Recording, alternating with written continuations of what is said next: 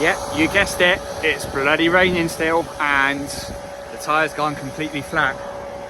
We do have a spare in the back, but I haven't got a jack or anything on me, but I'm just going to pump it out and then at some point take it to the workshop and get the wheel swapped over. Bloody hell, it's always summer, isn't it, eh? Never rains but it pours. Gonna get some lights installed, just some temporary on a little temporary battery. Just so we can see what we're doing, because every time I come home now, it's always bloody dark. And guess what? It's always bloody raining, as always in UK. God, don't know what, but this rain malarkey is definitely no good for your health. Just so depressing when all it does is rain.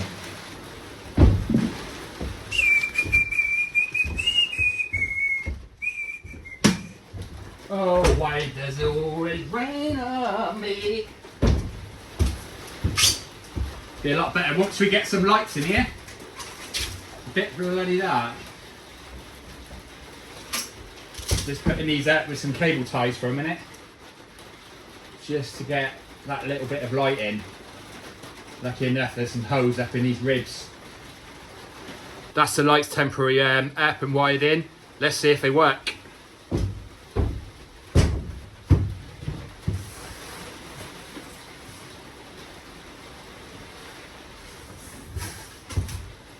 That's better. Whoa, what a difference. So that's definitely going to make it easier to working in. Take the jacket off, getting a bit warm. Working up a sweat. They're just wired in with a 5 amp fuse and a switch. Just so I can switch them on and off. The battery's up there above the cab. I will take it down when I'm not using it, because I don't want it falling off of there. It can't fall backwards, but it can slide around. And I don't really want to fix it down because there's no point, because it's not staying there. It's just literally just so I can move forward in the evenings with this van. That's more than enough lighting. Let's get on with getting these sides off.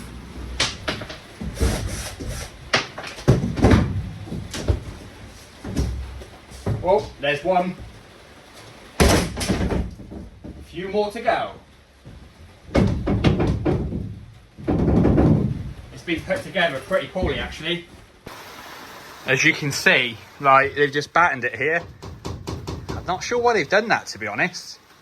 I suppose I know why they've done it, because they've used a join there. It's only a little noggin about that big, but I tell you what, that and that and that is going to be quite easy to actually insulate, so that's a good thing. The only thing I have noticed down here, there's a bit of rust coming through here. That is definitely going to have to be treated. I know there's a couple of rust spots on the outside, but I don't think they're there. But I'll grind that back, treat it with some rust treat and stuff. It's all pretty well built though. Pretty happy with that. So this panelling's been pretty badly installed, so I'm just getting a bit brutal with it now and just pulling it off. Then I'll deal with the screws afterwards, and so I can get some combination pliers or something on it then, or even have to cut them flat if I have to. So I'm going to get heavy-handed, something I'm really good at. Sit back and enjoy.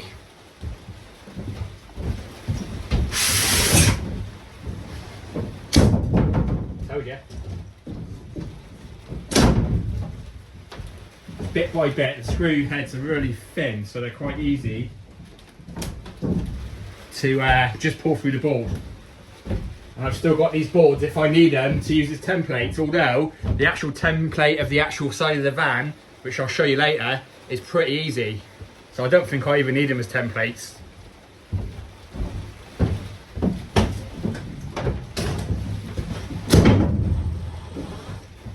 All I've got to do is be very careful that I don't damage the side of the van, because I don't want any more dents in it. It's got enough dents as it is. That might be his name actually, Denty Van, or Denty.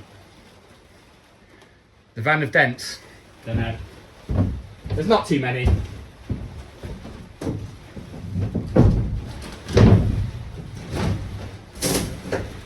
More wood.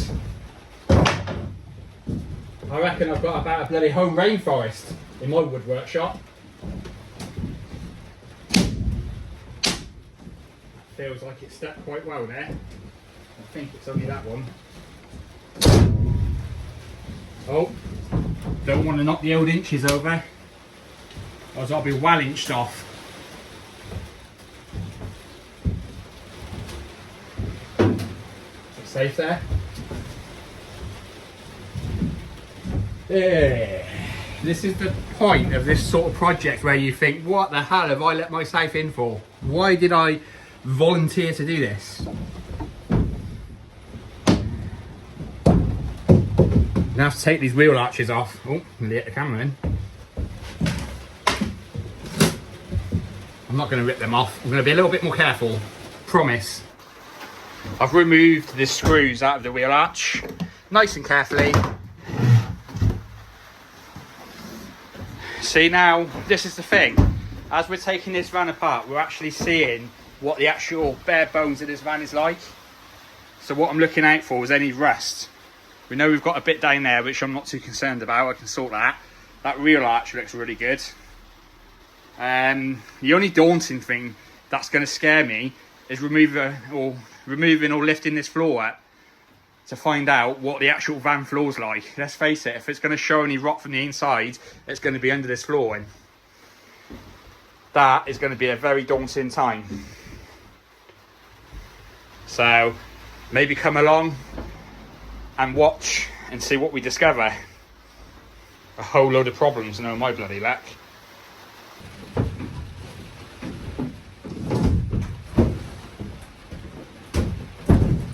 Wow, that actually looks quite decent. It's not even that dirty. The actual roof's the only dirty part. And a good sign is I can't see any leaks that's been inside the van. Now that's normally what makes the floor rot out, especially if that flooring, that plywood, is screwed down through the floor, because where it's screwed, that's where bare metal's going to be. Any water gets in between the screw and the bare metal, excuse me, and then you know that rust is going to set in. I'm going to have to check that floor out. I'm not sure I'm going to insulate the floor yet. I am going to insulate it, but I'm not sure I'm going to go about it. There's a few ways I know I can go about it, but I've just got to decide which way I'm going to go. Yeah, so let's get the other side off, and maybe the next job on this van, which won't be today, will be removing the floor, or at least having a look at the floor to make sure that's good, because there's no point carrying on with this build if that floor is rotten. So make sure you join me for that bit. Last and final piece of the jigsaw. Let's get this thing out, and that's all the sides off.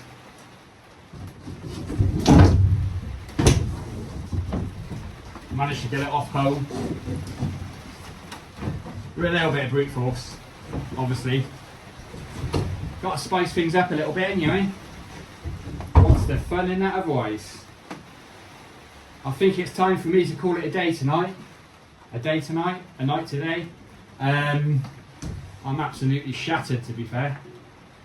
Thing is, been at work all day, and then I think to myself, well, I can't be bothered to do anything. But sometimes you've got to push yourself to do stuff, because if you don't, you just go in, you sit on the chair, and you sit there all night and just waste an evening when you could be doing something like this. I hate it. I like doing, you know, that's me all over. I like being out doing things. Don't get me wrong, I like a little bit of chill time, but it is nice just to get things done. Anyway, I'm going to retire to the sofa right now. Oh. You know when you've had enough because you start getting a bit arsey with everything. That's the time to call it a day. Peace out. Just before I go, I've actually just spotted something. Now, I don't know whether you remember when I showed you around the van, there was a bit of rust on the near side, just before the wheel arch. Now I've got all the panelling off, I can actually see something, which I'll take you down now to have a look. So as you can see, it is actually, I knew it was a hole there, but it's holes just above, like, this cross member here. So it looks like to me, because there's a bit of a flange there, that it's actually still behind the plastic cover, the plastic trim on the outside, which is good, because what I might do, if it is take the trim off, cut this out, and I'll weld a piece in. Hopefully that, see what that's like. If that goes straight through, I'll weld a piece in there as well. But if not, I'll clean it all up, rust treat it, and just fiberglass it. The problem is, what will happen there, you can feel it's wet, it'll be letting water, obviously, into the van, but not only that, into the bottom seals, and then that's what will rot the sill out rapidly. So this does need sorting one way or another. It is sortable pretty easily, but that will make some YouTubing.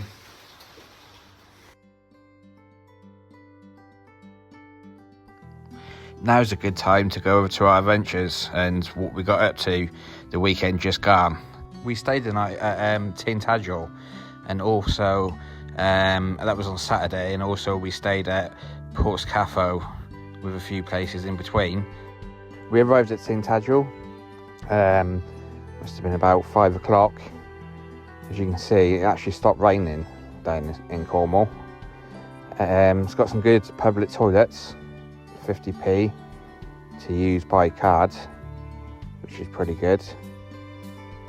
There's quite a few camper vans in the car park. It's a good place to come and stay. It's £6 a night. So it's 8 o'clock the following morning. It was a bit downpoury last night. Just sudden downpours, like proper hammering the top of the van. Although it wasn't too bad, it was just on the skylight, it was really loud. But it's 8 o'clock now, the following morning, and it's actually looking quite nice outside. We went for a walk last night around Tintagel. I tell you what, it's actually nice to walk around at night, because all the lights are like all lit up. All the shops are lit up, and they've got some really cool stuff in the windows. So it's definitely something you want to do if you come down this way, is go and have a walk around when it gets dark. I think because it's like fireworks night and Halloween and all that being gone and coming up, they actually put on really good displays in the windows. Following that, we went down and had a pint in the pub or two. Met a local, all seemed pretty good, all very friendly. I suggest you come down and have a ganders.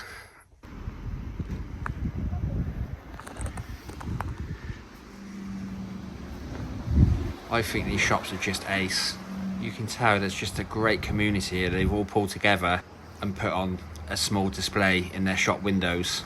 The different variety of shops is pretty amazing for such a small place. The place over the road there made me laugh, because they keep half of their stuff out at night. Obviously it's so quiet and so honest down in Tintagel, they don't have to worry. This church was an interesting one. I thought it looked sick. It reminded me somewhat out of a horror movie, like Dracula. What an absolutely great effort.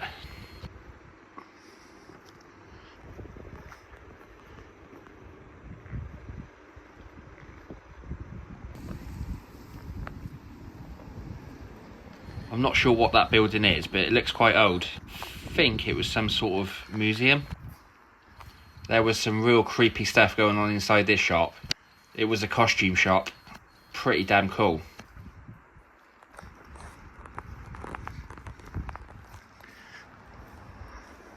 This next one was pretty cool as well, to be fair.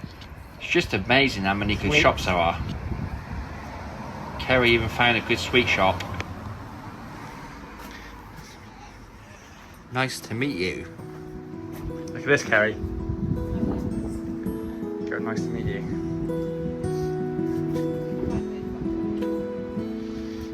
Oh, them ones. Dad's one. I think they got one of them in the front room, haven't they? Tintagel.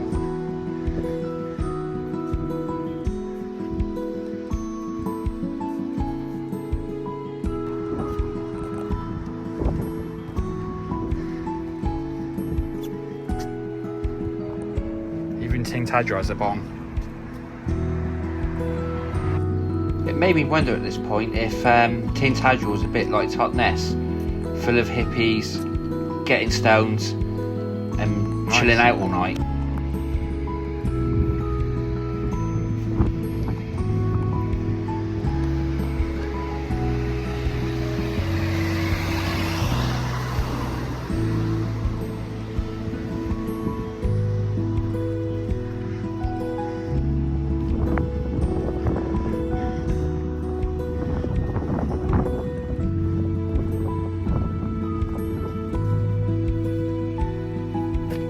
There was also a lot going on in this shop, a lot of figures. I think a lot of it was to do with Tintagel itself. The figure you see in a minute looks a bit maybe like Merlin or King Arthur.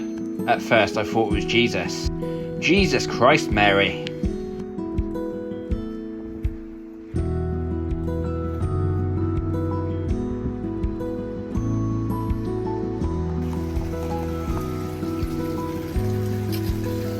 Last time we came, it was during the day. Outside this restaurant they have got a wicked little pond, some big ghost carp in there. That's the old big boy.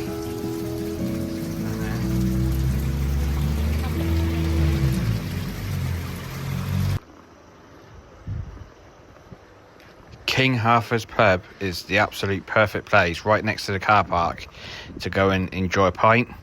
I highly recommend going in there. Like, it's just right on your doorstep. So the following morning we headed down to Merlin's cave, hoping that the tide was out far enough so we can actually go and have a look inside the cave this time. The whole place is so much quieter, it gives you a good chance to have a good look around. With a nice cup of coffee in hand and an absolute banging bacon butty, I think it's time to head out and go and have a look, see what's going on. It actually looks like we have got some good weather to go and explore in. Let's just hope it stays out like that.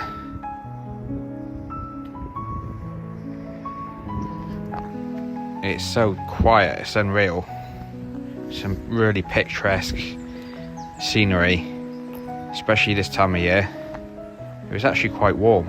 It wasn't cold at all. It was amazing how much water there was rushing down the actual stream. It was a lot more than when we came in the summer. Obviously we've had lots of rain, so this would be the reason why. It was actually quite calming to actually stand next to it, to be fair. We took a slightly different route from the first time we come here. Instead of walking straight down to the waterfront, we thought we'd walk up to the side, up towards the actual castle. And we looked to see how much it was, £19.50 to cross the bridge. It's just pretty expensive, especially for the time of year as well. You'd think they'd actually lower the price. The scenery was just absolutely something else. The sea wasn't even that rough. I don't think these tuk-tuks actually work during the winter months. The day just got sunnier and better as the day went on. Just love the sound of that water. It's so peaceful, so calming. Also, if you get down to the bottom, you need the toilets. The toilets are actually free here, so if you need a number 2, it might be a good chance to go.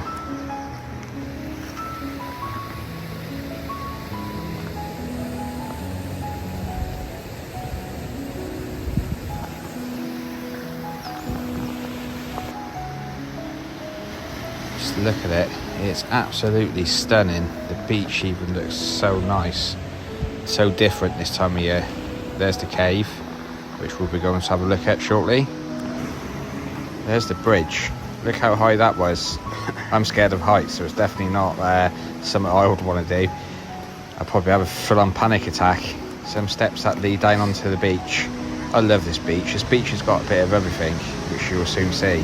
Just look at that there. Absolutely fantastic.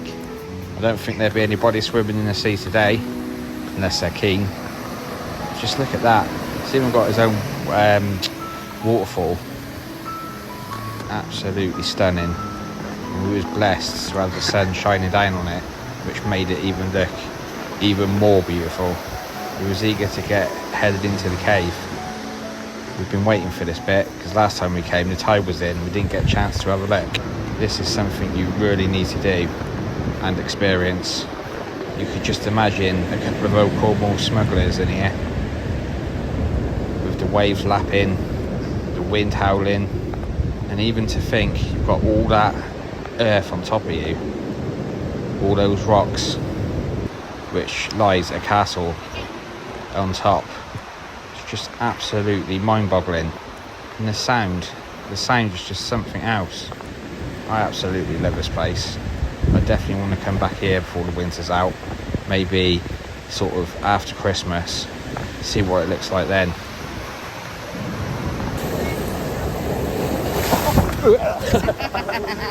Wet. Yeah, got wet socks now. What an absolute numpty. So this is the top of the waterfall where it goes over the edge of the cliff. I suspect after a great downpour it's pretty spectacular. Hopefully one day we will witness it. Going for a little bit more of a walk to try and get some more pictures of the absolute stunning scenery.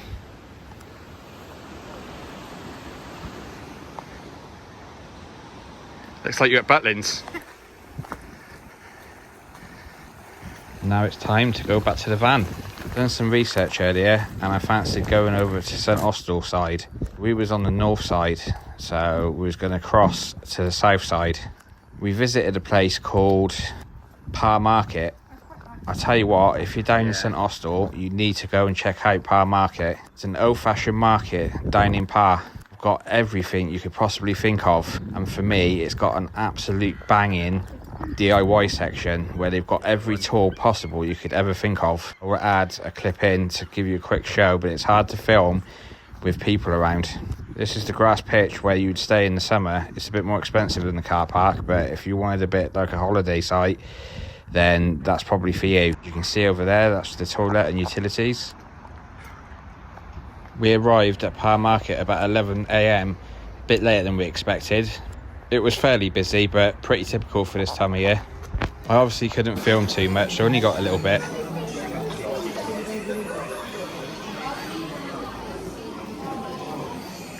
It would have been cool if I had the bottle to go up to each an individual market holder and see if I could film and show their market stalls.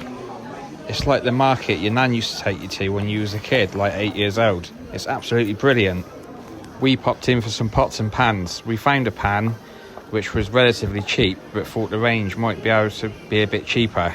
Although it turned out the pans at the range were actually quite expensive, so we ended up buying a whole kit in the end. On the way through to Parr, we stopped at Weybridge to get our shopping at Lidl's. When I was parked in the car park, I noticed the camel trail, which is a cycling track. Maybe in one episode we'll do that. The camel is about 28 miles long, and there's 2 cycle shops you can rent bikes from if you haven't got your own. We finally arrive at the campsite that I booked a few hours previous. I thought it'd be good to go to Porth's Cafe to see and maybe do some exploring. Although it didn't quite turn out to be like that, because Sunday was an absolute washout. The site we arrived at was Trelone Coastal Holidays. This place is well recommended. It's absolutely stunning. I can imagine in the summer it's even better. Lots of wild rabbits. The facilities are fairly basic, but they're good and clean. On the way back, we actually witnessed a rabbit boxing match. They were literally fighting and jumping about 4 foot up in the air. There was fur and everything everywhere. It reminded me of Friday night in Paynton with women fighting and air extensions all in the road. Apart from these rabbits were obviously a lot quieter. Anyway, back to Trelone campsite. 22.50, but I never had the 50, so he said just call it 22, which I thought was quite good. That was grey water there, look.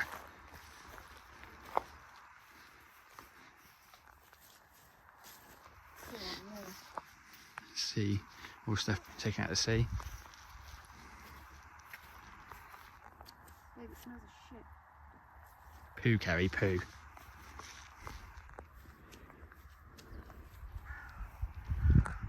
They have a few farm animals, which are chickens and sheep.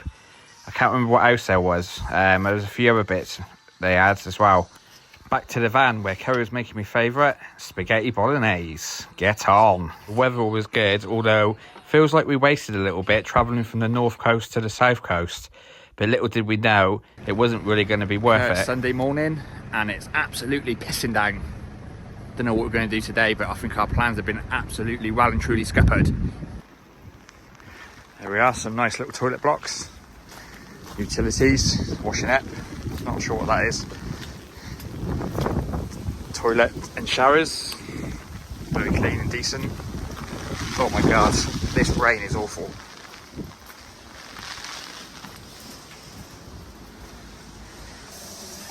Oh, and mind your head, I just got absolutely knocked out. It's pretty good and clean in here though.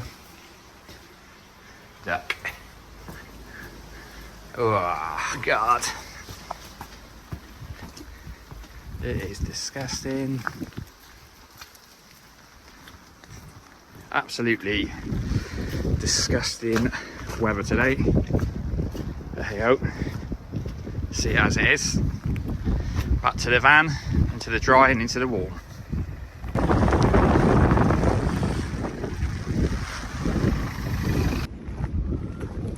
Well, that's been absolutely disgusting today. Today has not planned out to how I would like. So it's done nothing but piss down all day. Literally, like the roads in Cornwall were pretty badly flooded. It was that bad. Obviously I'm not in Cornwall now, I'm just around the corner from home. That's normally picturesque and sunny and beautiful. But even down here today, it's absolutely disgusting. The wind is howling, raining. Yeah. Let's go down to check the boat because that's all full of water, probably about to sink. So let's go and see what we can find down here.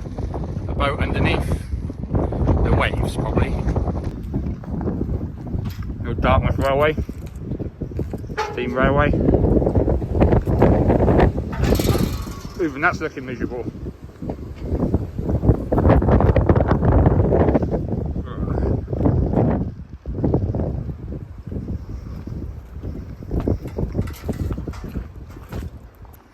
Look at all these little dingies here, let. If you need a little dingy for your boat, maybe speak to Dartmouth Council, because these are all the little dingies that they've that's been abandoned and they've collected.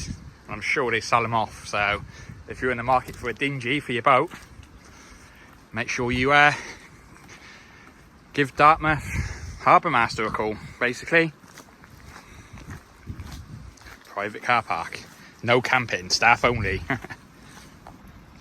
This spot down here is one of my favourite places.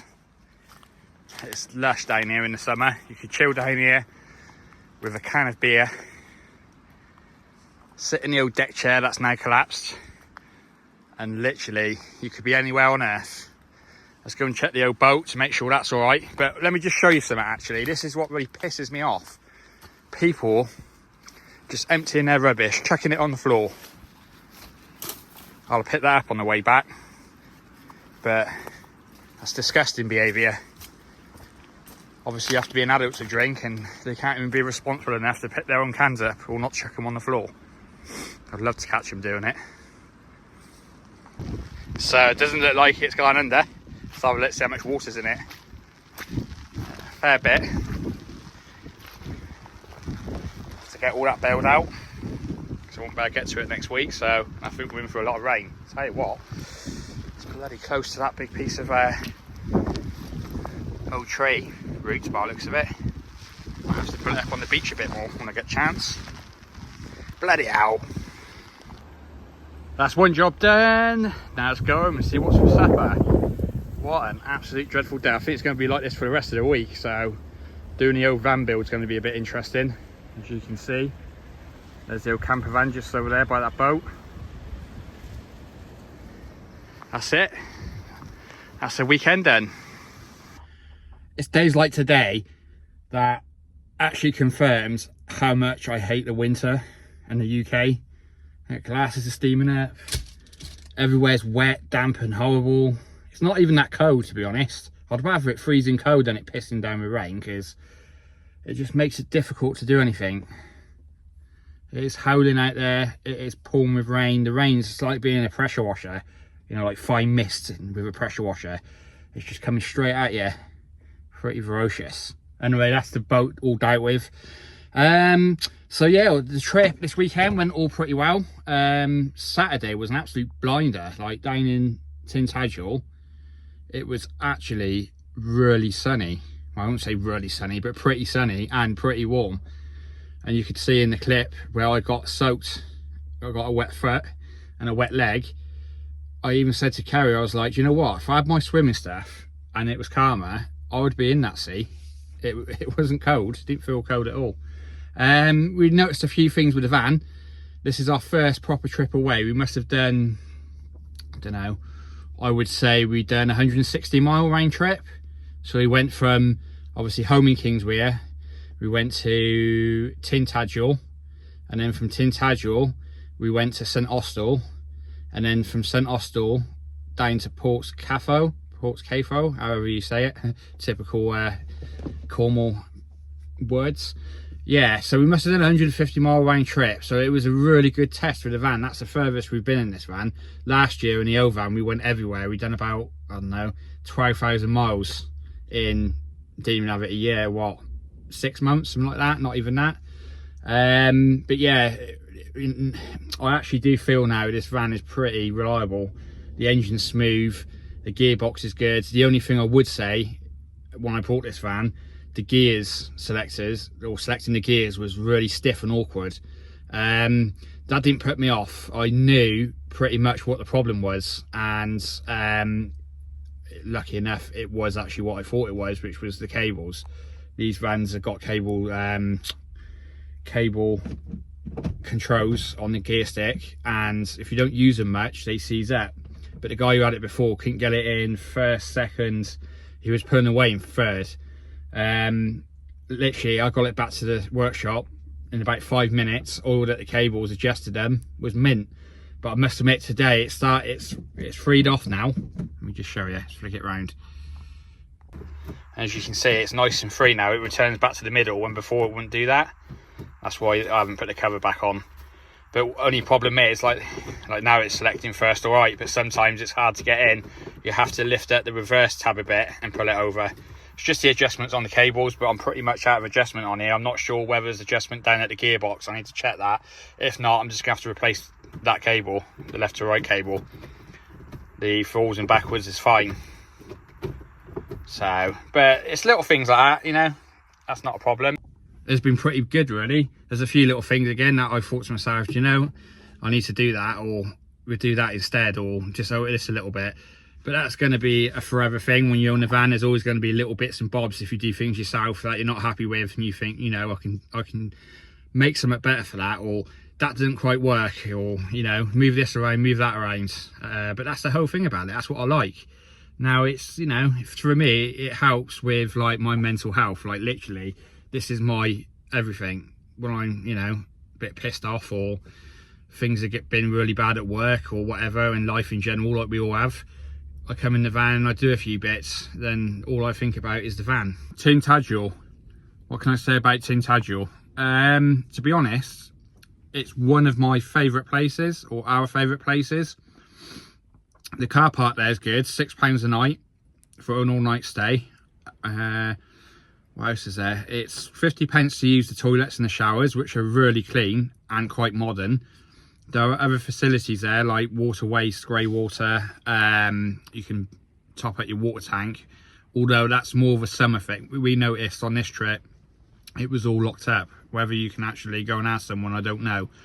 But there is a grass pitches there, which they open up in the summer, and I think they're more open when them pitches are open in the summer. I'm not sure. Maybe someone can actually confirm that down the bottom.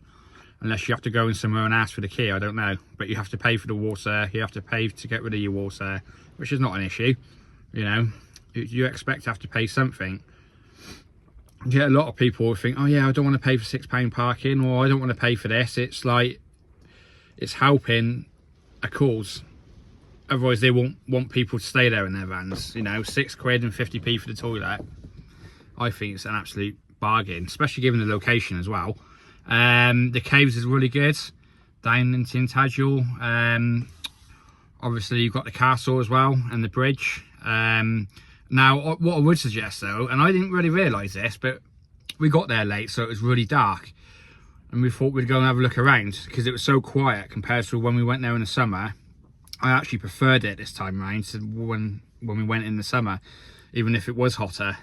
But when we went out at night, it was pretty cool, like all the different shops and lights and things. It looks like the whole village get together and sort of put on a display in the shops.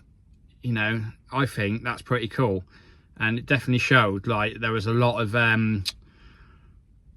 like neighbours that get on with each other, and, you know, like a small village vibe going on, which is what it's all about. We met a local in the pub when we had a couple of pints of cider. He seemed, well, I say local, he's been there for 12 years or something, moved down from Scotland. Let the old van past. Oh, that's another Renault. Oh, you can see the ferry over there. Right, so drivability wise, so what's this Vauxhall Mavano like compared to the old Peugeot Boxer? To be honest, this Mavano feels a lot more like truck-like, if that makes sense. A lot more industrial. Yeah, the gears are a bit more notchier. The steering's a bit more sensitive, where the Boxer feels a bit like driving a car, steering wise. To be fair though, the engine seems alright, the clutch is good, the gearbox is smooth. The van in general seems like a really decent van. The only other thing is it's a lot noisier, this van, than the actual Boxer. And I think half that reason is because this van strips out and there's nothing in it. Although, what I would say, it feels very pokey. But again, that's probably due to the weight, because it's completely empty. Only thing I have noticed, wait there, idiot, is it's a bit twitchy turning right. So I need to get the tracking done. The tracking's definitely out. It's alright turning left, but turning right, I can feel it there. It just feels like not quite right, if you know what I mean. It's actually a little bit disconcerting, it's that. You can feel it that much. What I was going to say, I think this one's more comfortable, seating position. Definitely more comfortable. I'm not sure which is the biggest van, whether this is the biggest van or the other one. I think they're about the same size, to be honest. Although this one's a lot, like, seems heavier, it seems more robust. Where the Boxer seems more, you know, you could be driving a big family car. Obviously you're not, but that's the sort of, that's what I put it, you know, like, that's what I compare it to. Come on, rain, bloody stop, man. It's been raining all day. All bloody day. Look at that. Yeah, so that's that really. Let's just hope this van's going to be all good. I know I've got a sort of coolant leak, and I know I've got to do the cam belt and auxiliary belt. The clutch is all good. Give it a service. I know I've got to weld the seal and do some body work on the outside. See that? It goes really well. I think it's going to make a really good camper van. I really do. Hopefully someone will come to enjoy it for many summers and possibly many horrible, disgusting wet winters. Anyway, let's leave it there.